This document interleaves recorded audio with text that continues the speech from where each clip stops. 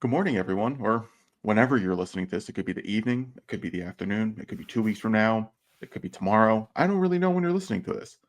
I'm Drew. This is Take from Obvious Bozos, episode 31. And joining me, as always, the one, the only. Oh, wait, no, we established this. You're not the only. But for me, you Sure. are.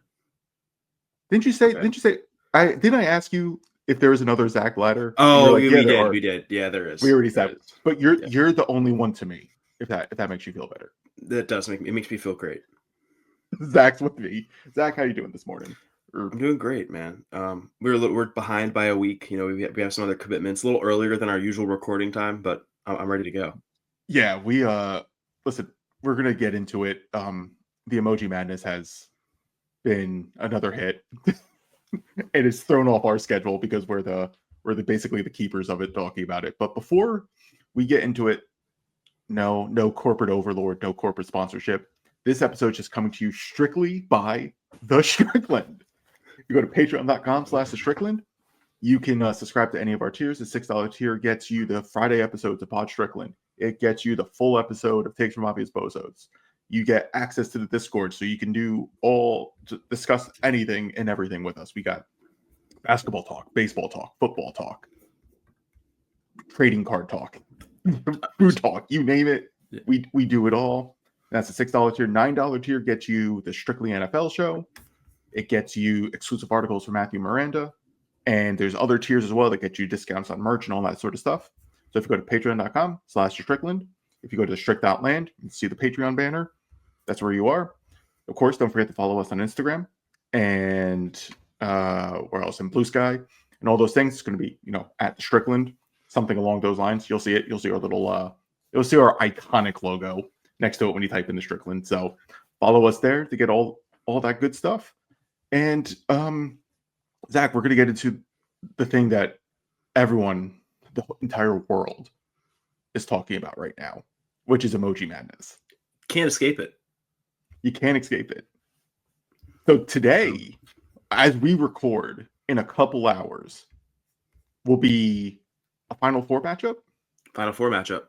Will be a Final Four matchup, which is going to be. Well, actually, two Final Four matchups. That's what I'm saying. It's going to be the two Yeah. final. It's going to be the two Yeah. Final Four matchups. It's going to be Face Dolan versus. I'm already forgetting. Dude, pull it up. It's like I'm looking at it right now. Oh my god, fine. I'll pull it up right now because I'm slacking. Here it is. We have Fat Face Dolan versus Sleepy Leon. And then wait. Did it I thought Michael Jordan Angry Face won. No. I just confirmed with the committee. I confirmed with Whamperm that Michael Beasley defeated MJ Devilface. There was some late action coming in that doesn't count. Was that what happened? That did count? Marty, he's been talking with people. He doesn't count the mail-in ballots. Like he does not count the late votes at all. It's like we only count the in-person voting, only with registered IDs, none of that other stuff. That's it. Listen, we're in the real America now, right? We want IDs. Yeah.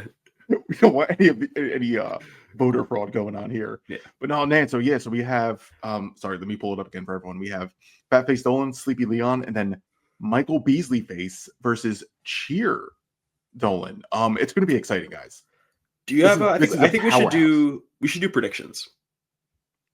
Okay, go predictions for the Final Four. My prediction is that Sleepy Leon will defeat the iconic. This is going to be it's an upset. I think the odds will be in favor of Fat Face Dolan, but I do believe Sleepy Leon, given the context of the season and how Leon has not made any moves and has been sleepy all year, I think that is going to push him over the top. That will come out of that side of the bracket. Beasley versus Dolan Cheer is about as toss up as it gets. I really I don't know here. I don't have a good read. This one I'm gonna go with I'm gonna go with Dolan Cheer just because it's I think that emoji just transcends the server at this point. It's like it has multiple. It's like we talked about how Dolan Fat Face kind of feels shalom. Like shalom. This is also like a little bit of a shalom type of emoji here too. So I'm gonna go with that one. I also think it's gonna look beautiful. If it wins, it's gonna look beautiful in like the die cut gold trim that isn't just the square. It'll be stunning. It will. And spoiler alert, I actually do think that emoji is going to come out on top in the championship and win and bring it home this year. I have a feeling it's going to be Beasley versus Dolan Fatface, though. I'm not voting for them personally, but I have a feeling that's what the championship round is going to be. I think way too many people like Dolan Fatface, even though they have no idea what it means.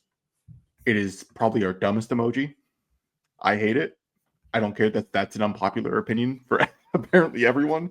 I think it's our stupidest emoji. It makes no sense. So I'm definitely voting for Sleepy Leon. I love Sleepy Leon. It's a great Me emoji. too. It's iconic. Yeah. We don't use it that much, but like it's great. But when it gets used, it's perfect. It's perfect. There's nothing comparable for those moments. No, I agree. So it's a wonderful emoji. So I hope it beats Fat Face. And then yeah, you're right. It's Beasley versus Dolan. It's going to be a toss up. It could go either way. These are two excellent, like absolutely excellent emojis. Yeah, well, we hopefully we get this pot up and edited before the championship. Yeah, I don't before the Final Four is unrealistic, but before the championship is on the table. I think. Yeah, listen. So yeah, we're recording Saturday morning. It will not come out before the Final Four, unfortunately. The Final Four is in like 2 hours. Yeah, so yeah, exactly. It's coming out in 2 hours. It will come out though for the championship. That is a norm. If you're he's not listening, but Paul is going to get an email being like, you better publish this immediately.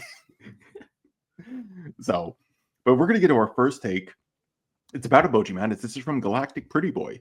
The Emoji Madness is the best community-run event in internet history. Only a group that is as politically intelligent and funny as we are can have so much fun bickering and campaigning for emojis. I have to agree. I think it's flawless here. It's not even a take. It's more just stating like factual. It's just stating stuff, a fact. Yeah. For you guys who miss out, we go so insane for this. Like these are emojis. Like so, we will fight tooth and nail for what we deem the best emoji, and we are doing espionage. We are doing voter fraud. We are doing voter suppression. We are doing bribery. I'm pretty sure I bribed people to vote. Like I'm not participating in the bribery. Right. We are complete chaos with it over the emoji, and we come up with things. And honestly, it's the best. It's been the highlight. Like since we came up with this last year, it's been the highlight of I think like every year for the Discord. It's so much fun. It's absolutely hilarious. Everyone is completely unhinged because of the results that come out. It's great. So yeah, Galactic Pretty Boy. That's not even a take. That's just you are stating the obvious. And again, patreon.com/Strickland. you can see all the fun coming in. Our beloved Jerry Garcia has this year's emoji field is a disgrace. Whoever wins will be the green book of the emojis. It's a terrible take. I like the green book joke though, but terrible take. What do you mean? Like this is great. This is fun. Wait, I need to look at this. He's wrong. He's just jealous that he wasn't on the voting like the selection committee, the elite, pretty much the elite group of 4. He just like he's so butthurt and salty over that he'll probably he'll never let it go until next year, and then we'll probably leave him off again next year. So then he'll just do it again. Or we should put him on and then just everyone vote against him in like the first. That would be great too. Like it could go either way, but this is classic James just being salty about being left out. He's done this numerous times, so this is what he does. Yeah, and then he doesn't want to come on the pod to talk about it. Like we've invited him on many times, and many times he doesn't want to come on. Yeah. And again, I was literally removed from the voting committee. I was overthrown. You don't see me complaining about it. You see me being like, this is the greatest thing ever. It was a righteous overthrow, which is why. So, unbelievable. I still can't believe I got overthrown. There's some bullshit. And also, Alex's dumb emoji that I fought over didn't even win. Didn't even go far. It should have. It was a great emoji. I think no, it's a terrible emoji. I think it's great. I think the political climate around it and the way that it was inserted into the thing. The political climate. Yeah, the way that it was inserted to the bracket, it was unjust, and I don't think people wanted to get behind it. But I think in a vacuum, it is a great piece of art. I think it would be better as a sticker. No, I actually think Alex like really put it over the top by drawing in extra blood on the OG face. Like because in the OG face, the McHale one. Oh, the McHale. Oh, yeah. No, that was a good one. That one was a good one. But I thought we were talking about the OG. No, I got kicked out because Alex made the McHale emoji the day of. when we were. No, that was still justified. In my opinion, that was still justified. I know people were sensitive about the reaction to that game, but I think that was a good No, one. I love the bloody OG. Yeah, it's beautiful, and not the It's other one that someone added. I think it was yeah, James. not the other one. Not the other one. Yeah, I'm The actually gonna just remove the other one right now while we're recording. oh, that's amazing. No, bloody OG. It was. I think so many of us were watching the game, and the camera just zoomed right into OG, and it looked like fake blood. It wasn't fake blood, Yeah. obviously, but it looked fake. Because I'm like, what is happening? And all he does is just wipe his face. He's just like, and yeah, and no one pays attention. No one even the refs didn't see it. Like, I think didn't even see it. the league rule is like, if a player is bleeding, the ref has to stop the game. Yeah, And you I think have to stop the game. OG knew that. It was like, oh, let me make sure there was looking. Wipe And it just away. like, yeah. Fucking, and then fucking bangs a wild. corner three. Bangs a contested corner three too. It wasn't like Yep. an open three. It was a very Nope. difficult shot.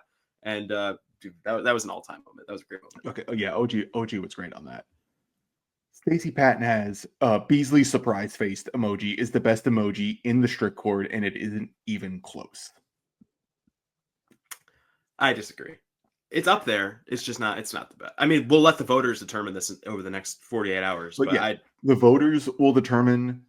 That's like, I feel like it's downplaying how many great emojis we actually have for reaction. It's also like we have a lot of them that are like, what's the word? Like multi-talented. This one's not really. Yes. It's kind of one-dimensional. Specific. Yeah, it's one-dimensional. So it's good at that one dimension, but it's just not something that you can deploy. It's like the in multiple Fizdale contexts. surprise face too, right? Like it captures a very specific thing, and we have other emojis for it, which also work. Beasley is probably the best one of that specific reaction, but it's great in its one lane. It's the Mariano Rivera cutter. Yeah, it's elite pitch. It is elite at what it does, but like you can throw it every time. Yeah, like. Well, Mariano did, and he was very successful. But like in the context of the emojis, though, no, we can't. Like, if you're happy, you can't throw up Beasley's surprise face because it's like, what do you mean? It doesn't. Yeah, what? So no, Stacey, you're not a good take, and you can't downplay the other elite emojis that we have. I mean, we have the Clyde emoji, great emoji. I'm very happy it didn't go back to back. Just saying. Although it is a great emoji, like it would just be so anticlimactic if you had it back to back. It would have been really funny if everyone was just like, no, we're just going to only vote for Clyde. No, that would not be funny. It would actually be a disaster. It would be way less interesting and not fun. So I'm glad it didn't happen. All right, so we're actually going to finally get to some basketball stuff before we jump over to the Patreon side. So, but no, you ready? I'm been ready. Young Pavardi has 7 p.m. starts absolutely suck. I actually disagree. I completely disagree. I totally disagree. 7 p.m. starts are great. I love the extra 30 minutes to get to bed. Like it's like yes, it's tremendous. What does suck are the 6 p.m. starts on weekends. Yes, because we just had one the other day. It was the Portland game, which they won. It was fine, but like I'm going to bed late. I'm going to bed late on the weekend. Like it's okay. I don't need the extra 30 minutes on the weekend. It's fine. And like if you're gonna do an early game on a weekend, just do like noon or 1 or 3, because then I can actually I'll actually have time to like make plans after, like do some other shit after the game. But like the 7:30 to 6 is just not enough time. Like it's just gonna like make me in like no man's land after the game. Like I won't have enough time to actually go get dinner or something after. It's like I'm just gonna like sit around. It's not too much of a difference. It's just kind of annoying. I thought Josh Hart also put it great after that game. He was like, oh, 6 p.m. start came out a little slow, but once the clock hit 7:30, we started playing. It's like they were on like their body calendar. It was like, oh, once we play at 7:30, that's when we get used to it. So yeah, I think 6 p.m. starts suck. 5 p.m. starts suck. 7 p.m. starts on a weeknight. It's like fine. I'm looking forward to it. It's the perfect time. Like you do a 6 p.m. start. When do you eat dinner? Yeah, it's like what? Before you're gonna have like if you're like an early morning person and you have like dinner at like the early the old people dinner time like 5:30, yeah, that's fine if you're up early. But not everyone's up early. I'm not. Right? Like people are not up early. Like 6 o'clock, starting at 6 is like the perfect time to have dinner and to do everything else. So like a 7 p.m. start is perfect because like you can have a 6:30 dinner. Perfect. Get to go. Game's on. Get to go to bed early. Everything's great. 7 p.m. is great. 7:30 I don't like because they don't always start at 7:30. Oh, but they never start. Even if they start at 7, it's still like 7. That's why I like the 7 o'clock starts. because if they say the game starts at 7:30, it doesn't really start till like 7:40, 7:45. That's really annoying. ESPN does the national broadcast at 8 o'clock. That shit's not starting till 8:20, right? So it's just like this is a whole other conversation, by the way. Like this just needs to stop. Every other league doesn't have this. Like MLB starts on time, NFL starts on time, NHL. Actually, I don't think NHL starts on time, but I don't watch NHL, so I wouldn't even know. NBA and NFL, I can confirm to you, both of them start on time. It's like, what are we doing here? Like, why? What's the point of this? Like, it's clearly deliberate. It's not some like accident. Like, this is all in the plan of what we're doing. So I don't know what the reason for this is. Yeah, like NFL, the kickoff is like 1:05 or whatever it is, right? Baseball, the first pitch, 7:05. Exactly when it starts. Like, sometimes they'll even put on the MLB schedule. It's like game starts at 1:37. I'm like, what? Yeah. Like, why? But like, that's fine if you're going to stick to it. That's great. Yeah, the NBA is the only league that does it. Well, the only league I care about that does it, and it's a disgrace. But no, 7 p.m. When's absolutely wrong. When does he want a game to start? Yeah, I don't know. It's just ridiculous. Does he want to start it at 8, at 9? Like, does he want the West Coast times? Like, he is a bit of a night owl, so I think he would be up for the 8s, the 8:30s. I hate the West Coast trips so much. I actually have one hot take. This isn't really about West Coast trips, though. Okay. Every year we've been in the playoffs, we do have like one 8:30 start on like a Friday or Saturday. Have you seen those? It's like on the East Coast. Like it's not like at the Garden. We have like an 8:30 start. Those are rare, but I think those kind of give it like a box office feel. Those kind of give it like a real prime time, get to your I can see that. Like nothing else going on. But like in the regular season, no. But when we have like a game 3 at the Garden at 8:30 on a Saturday or on a Friday night, like dude, that's a little different. That's fun times. I think those are great. I'm looking forward to those. Yeah, that's a little different, right? Because you're specifically saying like this is the event.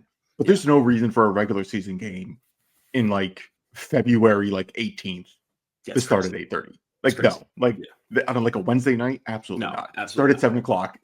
Be normal. No, Schwinn's absolutely wrong. Tibbs be gone Tibbs is holding us back. He should be fired at the first opportunity. We have this like same take on every episode, I think. I know. I think we always have a Tibbs. We always have a Tibbs take. But it's always like this exact one, just written a little bit differently.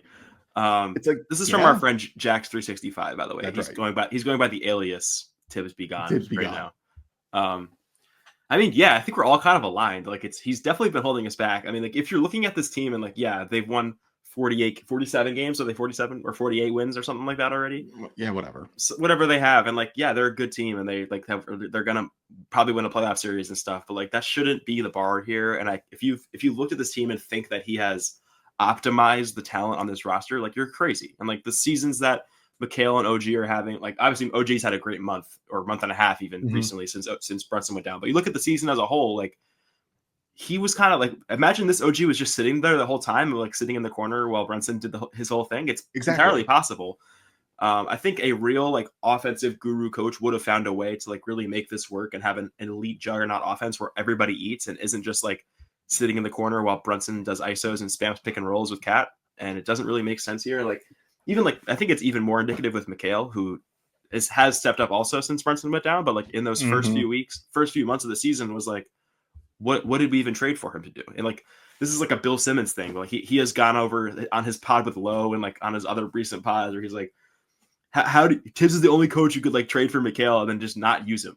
Like, it's like, what are we doing here with him? So I think it's all going to kind of take the playoffs to see where we're at with whether he comes back next year or doesn't come back next year. I don't know. Like, it really depends how those series go and who they lose to and how many games they take them and stuff. But I would kind of be in the camp that like we're ready to move on regardless of what happens in the playoffs, but that isn't really how it works. We've seen time and time again with Tibbs and I think I like to frame it this way because I do think some of like his supporters kind of do have a point in that like he does set a very good baseline. Yeah. Right. And the way he approaches that, like he wants to play a very simplified form of basketball, right? Low turnovers, hard defense, get to the rim, that type of stuff. I don't think he's not technically wrong, if that makes sense. He's not technically wrong with it. But you see, like the team is 5th in offense right now. And that's really good. But it also takes an injury. It always takes an injury of someone or something for him to mix something up. Yeah. And we saw that with Brunson. Like Brunson comes down, he goes down, and he shouldn't have started Deuce. I don't know why he started Deuce in the first place, but like he started Deuce at point guard, which he hasn't been doing all year. But anyway, but like he does that, and then you can see, oh, we're gonna do more pick and roll for Mikal Bridges. It's like, well, yeah, you should be, especially since like if teams are just dropping as far as they drop because they ignore Josh Hart and if that type of stuff. So if guys are dropping that much, you have so much space to operate in the mid range, which is Mikal's best shot. Yeah. And it didn't, and it took a Brunson injury to do that. And it shouldn't have taken a Brunson injury to do that. Like if guys are ignoring Josh Hart like they do, he should be running pick and roll with Mikal Bridges, with Jalen Brunson to get those easy pull-up elbow jumpers like every single time. But I don't know why it takes an injury for it to happen. It takes an injury for OG to get more involved in the offense. It takes all these sort of things, and it's so fucking annoying. When You can also could be go doing back like multiple seasons of the same exact. it's just, yeah, like thing. we don't. So- Even, I don't even want to get back. Like we could do this. It's the same conversation over and over and over and over again. So I do think in a way he's holding us back. I don't know who the next. Like I really don't know who the next coach can be. I don't Will yeah. like I don't have that answer. Will they be better than Tibbs? I don't know. But I think it's one thing it's safe to say is like he is putting a cap on this team. Whether or not there's somebody better, it's to be determined. Like we don't know. Like that's unfortunately we don't know. And I think just because we don't know who the replacement is doesn't mean you don't replace them either. Yeah, I also have like if you look at this like bigger picture sort of thing, as close as this front office is personally to Tibbs and like how we know like they kind of go back years and like this is a real like personal connection between Leon and Tibbs, Wes and Tibbs, and like the rest of these guys. I think this front office has shown that they are going to be as aggressive as possible to maximize this Brunson window, whether that's through trades, through optimizing coaching and stuff. And like I don't think that they are going to put on their like Tibbs tinted glasses when they lose to Boston in round 2, or if they dramatically lose to Detroit, which I don't think will happen in round 1, but things like that will happen. It could, but I don't think it will. And like I think this also the same theory applies to like a potential Cat trade or even like a Mikal trade this summer, which I know they just got these guys and they like have paraded them around as like franchise pieces, and like there's all that reporting about how we can keep this core together for 4 years, this Hart, OG, Cat, Brunson core, and like yeah, we can, but that doesn't mean they're not going to like check in on other deals that they can make and like go quote unquote big fish hunting, which I think is coming up in our takes later. But depending on what happens, like I don't think they're just going to sit on their hands this offseason. Like they are going to look around and see if they can make a coaching upgrade. They're going to look around and see if they can make a trade and upgrade at the Cat spot or at another wing spot. Like they're not going to just wait it out with this group while Brunson is like in his prime and is like even ascending at this point right now too. So like I don't think I trust the front office to make the right move here and like optimize this group that we have. I do think a blowout second round loss could cause a firing. To Boston, I absolutely believe so. Yeah. Like it was definitely a first round loss because that's unacceptable.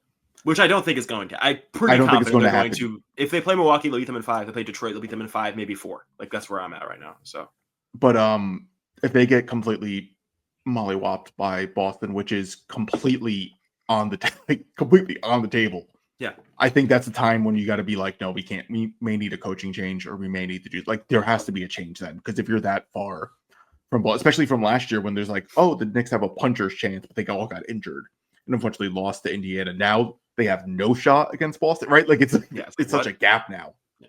Like something has to change. Before we get to the Patreon side of things, we have a take from the one and only Zach himself. The Knicks will sign Moses Brown to their last roster spot on the last day of the regular season. They're going to. Okay. They're short of 5. Huck Porty is like not coming back. I don't know if you saw the injury update yesterday. Like it's over. Unfortunately, he's done. Moses Brown has just grinded in the G the whole time. They've had their eye on him. He's like a 2020 machine. He's like a 25 and 25 machine. It's really funny. He really insane. is like a 2020 machine in the G League. And like all this reporting is about like I don't know if Begley has been putting this out there, but like if they wait till the last day of the regular season, they can sign a guy and stay under the second apron. Like I don't know why that is the case. I don't know. I don't really understand like the prorated veterans minimum thing that they do, but this is the guy. TJ Warren has left the team. I don't know. Have you been following that story, by the way? Nope, don't care.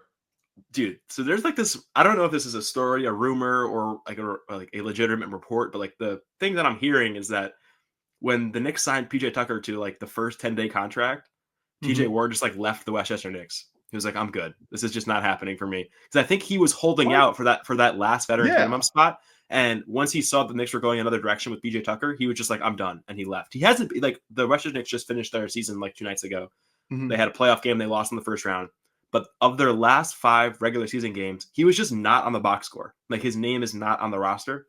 Wow. And there was reporting from like some independent G League reporter that he was out for personal reasons. And I was like, okay.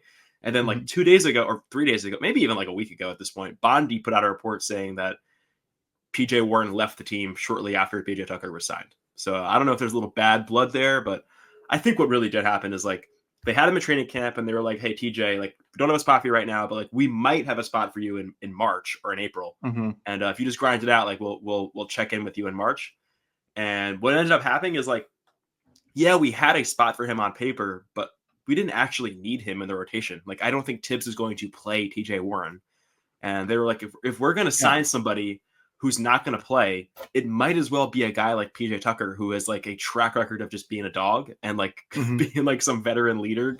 And like TJ Warren, yeah, like is also a veteran, but I don't think he has the like championship pedigree and like the experience that PJ Tucker is bringing to this team. And like, I also think having him on the bench might cause something where it's fans are like, "Oh, play! Why isn't TJ playing?" Reporters are like, "Oh, you've got TJ Warren. What's the plan? Are you gonna play him? Are you gonna play him?" And like with PJ Tucker, like you're not playing him. Everybody knows you're not playing him. So it's like there's no drama or discussion to be had about him not playing. And I think that's the route they went in. And they were like, "Sorry, TJ, like this is it." And he was like, "I'm good. I'm done." And he left. Well, sorry, TJ. I hope you're doing well though. That's the end of the free preview of Takes from Bozos. You already got your preview for Emoji Madness, so that's a perfect time after this ends for you free people. Patreon.com/Strickland. You get to hear the entire episode of this. You get to see all the Emoji Madness. You get to join the Discord. You get all the exclusive articles, merch stuff, everything like that. So don't forget to do that. And for the patrons, we'll see you on the other side.